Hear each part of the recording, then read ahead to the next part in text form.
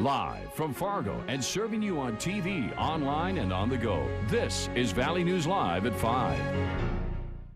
The wrath of God came down, and and then power out, and I get a phone call, the tree's down in my front yard. I get home to this lovely sight.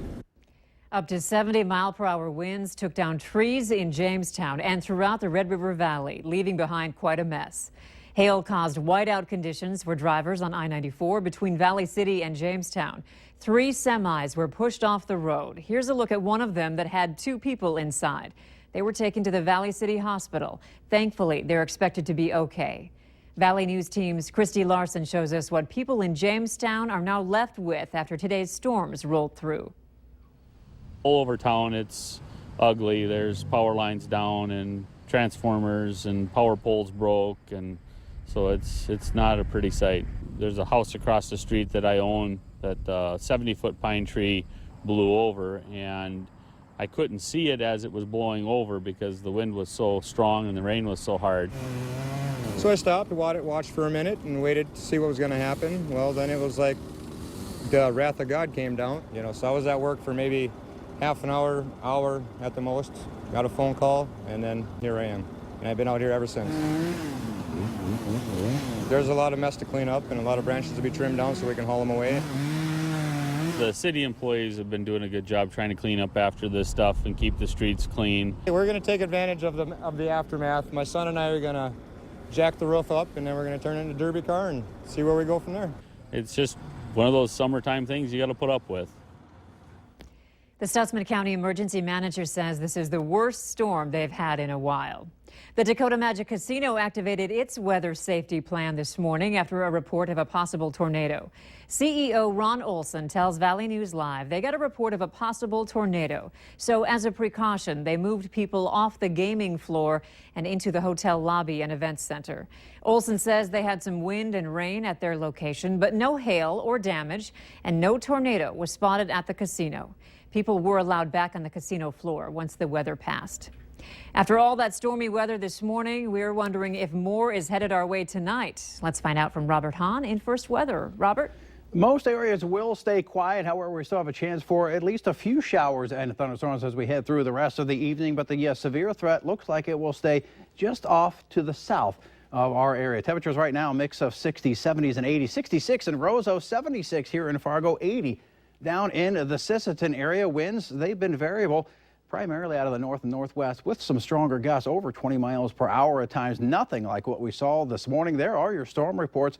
Multiple semis blown off the road on the I-94 around Valley City and Jamestown. Near the Hankinson area did have a wind gust close, or actually over 50 miles per hour. Lots of cloud cover in the southern valley, not as much cloud cover in the northern valley, but we do have some showers and some thunderstorms out there.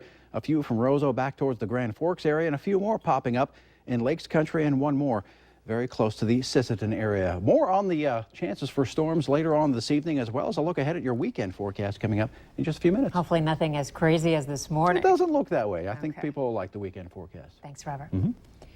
As more than 1,000 people continue to protest, work on the Standing Rock portion of the Dakota Access Pipeline has come to a halt because of safety concerns.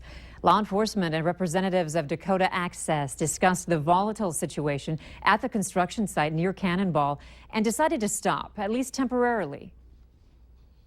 It's turning into a unlawful protest with some of the things that have been done and has been compromised up to this point.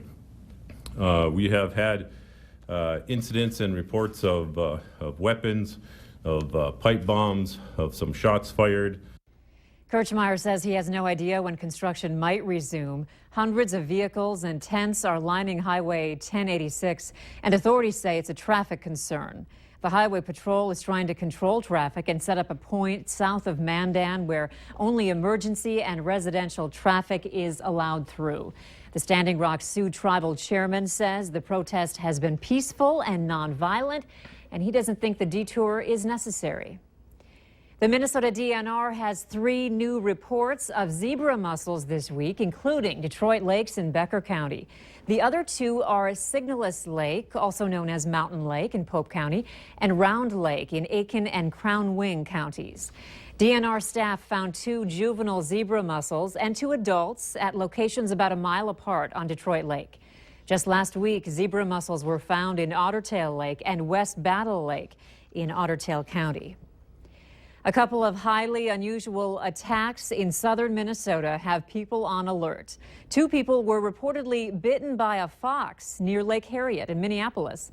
And as Zachary Lashway explains, authorities think it could have rabies. I was out running, something Mike Stylen has done for years throughout Minnehaha Parkway and Lake Harriet. and I'd gotten to the south beach of Lake Harriet, took a break to stretch a little, and as I was stretching, something started biting my leg, and I looked down and then kicked it off. Mike says it was a fox the size of a small dog. And I started backing away, and it started kind of coming after me again, so I just took off running. Rewind to lunchtime Tuesday. I was getting my bike off the rack, and I felt this fur back here, and then I felt a bite, and of course I thought it was a dog. Susan started screaming. And I'm sure all of Lake Harriet heard me. That's where the fox's front teeth must have come around from, because it grabbed like this. I had to end up pulling it off of me. I had to grab its mouth and pull it off of myself, pull it, because it was latched. It wasn't like a little bite and ran away. It was latched. The fox that authorities speculate bit both Mike and Susan was caught and euthanized this morning around 9 o'clock after showing symptoms of rabies. It was exhibiting some neurologic behavior, yes. Caroline says historically rabies is more common east of the Mississippi River.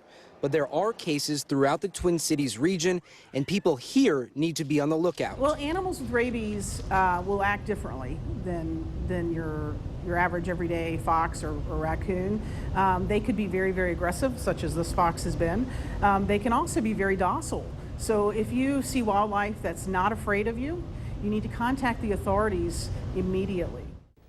You might be wondering what kind of noise a fox makes. They are part of the canine family and can bark, but we're told it's more of a yip. Either way, they sometimes can be vocal, but more importantly, officials are urging people at home not to feed or leave food out for wildlife. It's a day filled with a lot of emotions for young people and their parents. It's move-in day at MSUM, a time when students get situated for the year.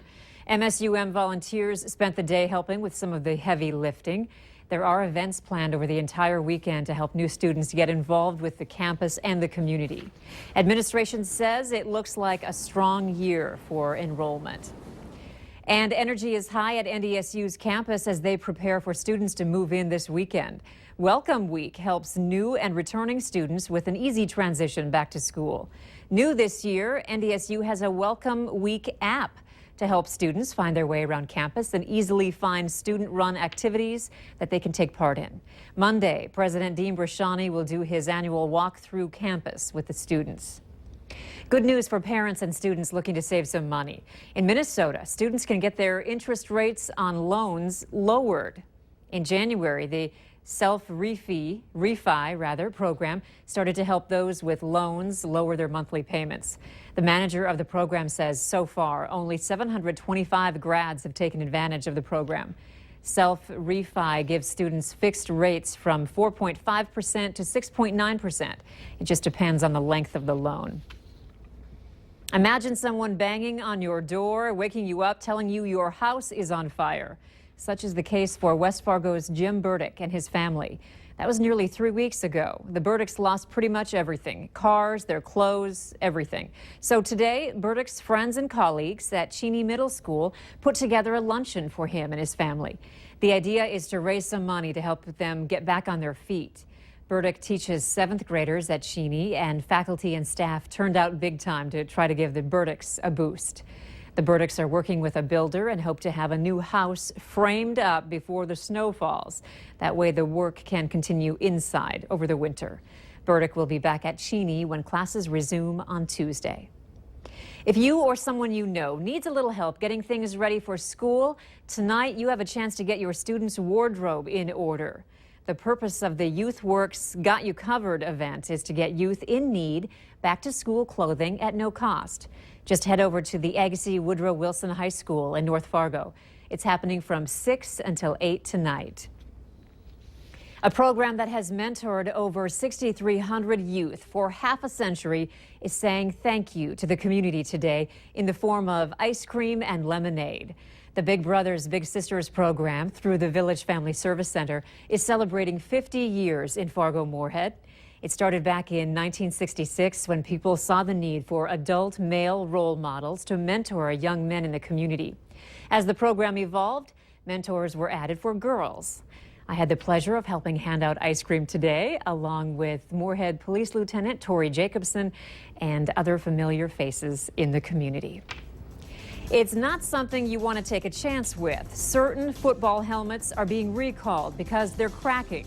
Those details are still ahead tonight. We'll still see a chance for a few showers and storms as we head through the rest of the evening. The severe threat looks like it's going to stay well south of the area. But how's the weekend looking? We'll let you know coming up in just a few minutes.